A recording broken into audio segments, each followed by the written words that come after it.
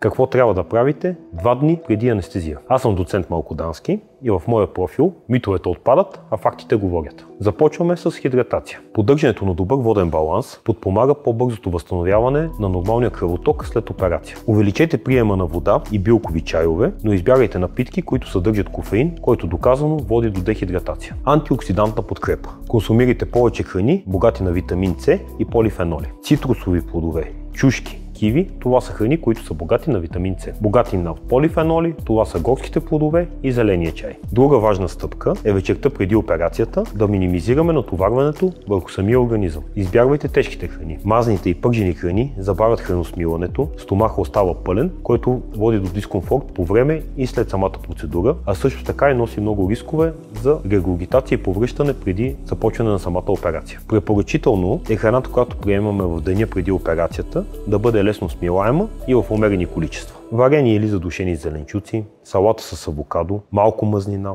крем-супа. Това са неща, които са подходящи за хранене преди операция. И разбира се, абсолютно никакъв алкохол или кофеин, които имат дехидратиращ ефект. В денят на самата операция организмът трябва да бъде подготвен за максимална адаптация. Задължително спазване на период на гладуване. Абсолютно забранено е консумацията на храни и напитки след полунощ, като това се прави с цел предотвратяване риска от аспирация. Все пак, ако през нощта или преди операцията много ви се допие вода, вие може да намокрите своите устни език, като тук основното правило е водата да не бъде преглъщана. Изключително важно преди операция, това е контрола на нивата на стрес. Колкото и да е трудно за човек, на който му предстои операция, да намали стреса, съществуват различни техники, които препоръчвам и които ще помогнат за неговото намаляне. Дълбоко дишане, медитация, кратка разходка. Всичко това подпомага намаляването на стреса и на тревожността преди операция. Всички знаем, че спорта намалява стрес. Ако вие спортувате редовно и състоянието ви преди операцията позволява, вие може да продължите с вашите занимания по спорт, дори и в деня преди операцията. В следващото видео ще разкажем как да подготвим тялото за възстановяване след самата анестезия. Последвайте ме за още съвети.